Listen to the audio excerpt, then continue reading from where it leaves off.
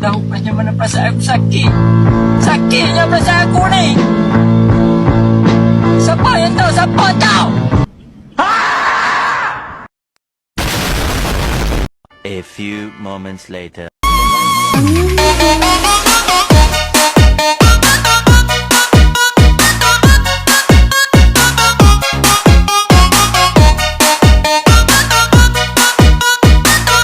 Assalamualaikum warahmatullahi wabarakatuh. Perkenalkan, nama saya Rika Novia Ardana dengan NIM 2204040005. Adapun tujuan dibuat video ini ialah untuk memenuhi tugas mata kuliah Wacana Bahasa Indonesia dengan dosen pengampu Ibu Nuriana SPD MPD. Nah, pada kesempatan kali ini saya akan menjelaskan tentang analisis wacana berdasarkan klasifikasi wacana. Analisis wacana adalah cara untuk mempelajari bagaimana sebuah teks, tulisan, atau ucapan dibangun. Ini bertujuan memahami isi, struktur, dan makna yang terkandung di dalamnya berdasarkan konteksnya. Nah, dalam kehidupan sehari-hari, analisis digunakan untuk mengenali makna di balik cerita pidato, artikel, atau bahkan iklan. Misalnya jika seseorang berkata, mari kita jaga bumi kita bisa menganalisis apa pesan utama, bagaimana cara disampaikannya, apa tujuannya. Klasifikasi wacana dapat dibagi menjadi beberapa jenis tergantung pada tujuan atau bentuknya. Mari kita bahas satu persatu. Yang pertama ada wacana naratif. Wacana yang bercerita tentang kejadian atau peristiwa dengan urutan waktu tertentu. Ada awal, tengah, dan akhir. Nah, tujuannya menghibur atau memberikan pelajaran moral melalui cerita. Contoh, cerita rakyat seperti tentang asal-usul pohon keramat. Nah, yang kedua ada namanya wacana deskriptif. Adalah sebuah jenis tulisan yang berfungsi untuk menggambarkan sesuatu dengan detail dan jelas, agar pembaca atau pendengar bisa membayangkan atau merasakan apa yang digambarkan.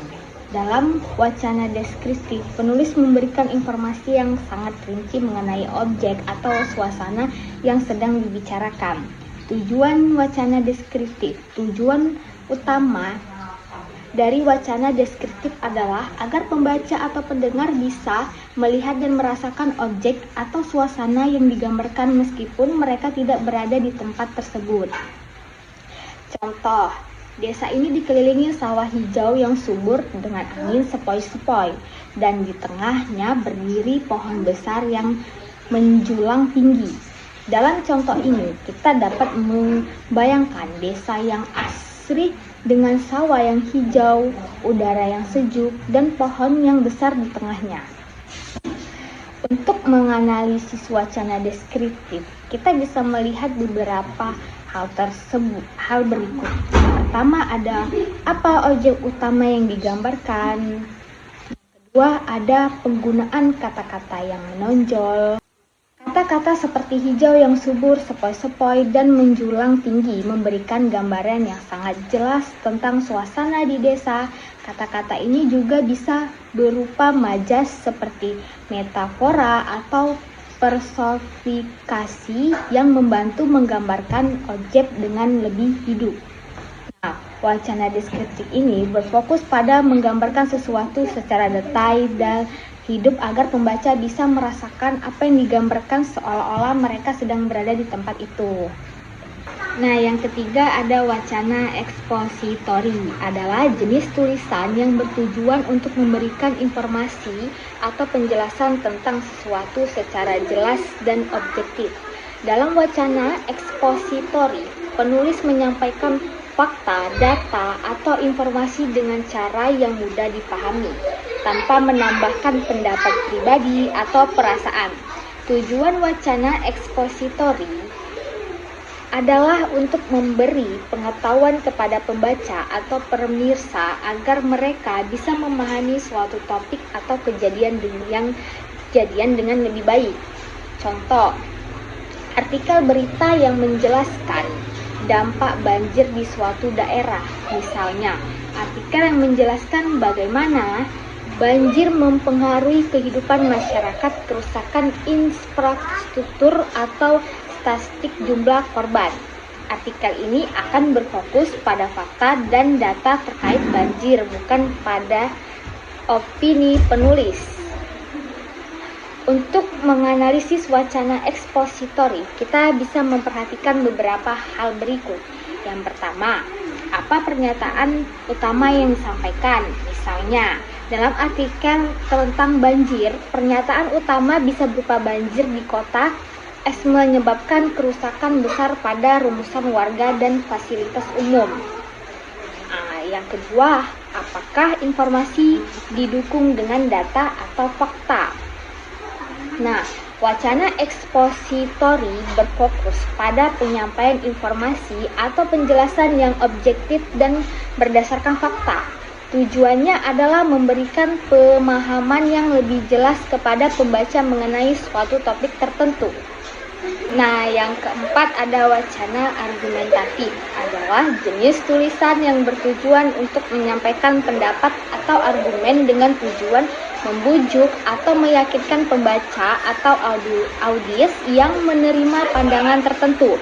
Dalam wacana argumentatif, penulis akan mengemukakan pendapat atau klaim, kemudian mendukung dengan alasan, bukti, atau data untuk meyakinkan pembaca. Tujuan wacana argumentatif adalah untuk membuat orang percaya atau setuju dengan pendapat yang disampaikan. Penulis mencoba membujuk pembaca agar melihat sesuatu dari sudut pandang yang mereka tawarkan. Contohnya, editorial di koran yang mendesak pemerintah untuk meningkatkan pelestarian hutan. Dalam contoh ini, penulis mungkin menyampaikan argumen bahwa hutan harus dilestarikan untuk mencegah perubahan iklim, melindungi keanekaragaman hayati, dan mendukung kesejahteraan masyarakat. Argumen ini didukung dengan data tentang kerusakan hutan dan dampak terhadap lingkungan. Untuk menganalisis wacana argumentatif, kita bisa memperhatikan beberapa hal berikut. Yang pertama, apakah argumen didukung dengan bukti atau data? Yang kedua, apakah ada logika yang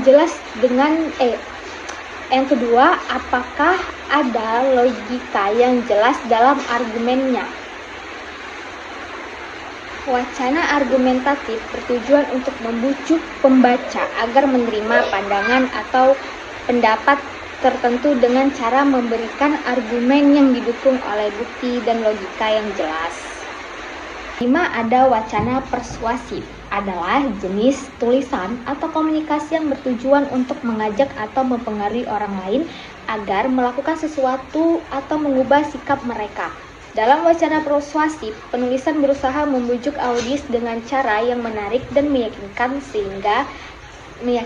seringkali dengan menggunakan bahasa yang mengunggah dan menggerakkan emosi. Tujuan wacana persuasif, tujuannya adalah untuk mengubah sikap atau tindakan audiens, misalnya membuat seseorang membeli produk, mengikuti kampanye sosial, atau mengubah pandangan mereka tentang sesuatu isu. Contoh, iklan pakai produk kami dan rasakan perbedaannya. Iklan ini mencoba membujuk konsumen untuk membeli produk dengan janji bahwa mereka akan merasakan manfaatnya. Kata-kata seperti rasakan perbedaannya digunakan untuk menarik perhatian dan motivasi tindakan. Untuk menganalisis wacana persuasif, kita bisa memperhatikan beberapa hal berikut. Yang pertama, apakah wacana menggunakan bahasa yang mudah diingat, slogan atau ajakan? Yang kedua, bagaimana daya tarik emosional digunakan? Wacana persuasif berfokus pada membujuk orang untuk melakukan sesuatu menggunakan bahasa yang menarik dan mengunggah emosi untuk mempengaruhi sikap atau tindakan audiens. Saya akhiri. Assalamualaikum warahmatullahi wabarakatuh.